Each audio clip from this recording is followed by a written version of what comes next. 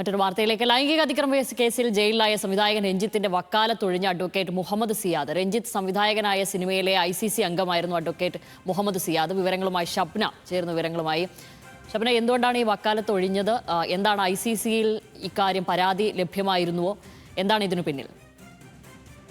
ICCക്ക് മുമ്പാകെ ഇത്തരത്തിലൊരു പരാതി ലഭ്യമായിരുന്നില്ല എന്നാണ് സംവിധായകനായ രഞ്ജിത്ത് തന്നെ കഴിഞ്ഞ ദിവസങ്ങളിൽ ആരോപിച്ചിരുന്നത്. ഈ പെൺകുട്ടി അത്തരം ഒരു പരാതി ഈ സിനിമയിൽ ICCക്ക് മുന്നിൽ നൽകിയിരുന്നില്ല എന്ന് പറയപ്പെടുന്നു. പക്ഷേ ഈ സിനിമയുടെ ICCയിലെ ഉണ്ടായിരുന്ന അഭിഭാഷകനാണ് രഞ്ജിത്തിന് വേണ്ടി ഹാജരായത്.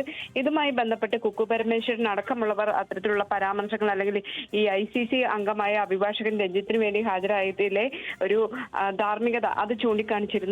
തുടർന്നായിരിക്കാം ഒരുപക്ഷെ ഇന്നിപ്പോൾ ഇത്തരത്തിലൊരു തീരുമാനം.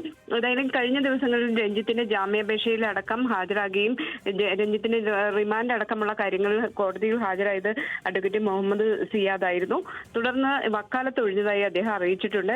ഇനിയിപ്പോൾ അടുത്ത ദിവസം കേസ് പരിഗണിക്കുമ്പോൾ പുതിയ അഭിഭാഷകനായിരിക്കും ഹാജരാകുക. ശരി, ഷബ്ന വിവരങ്ങൾ നൽകിയത്.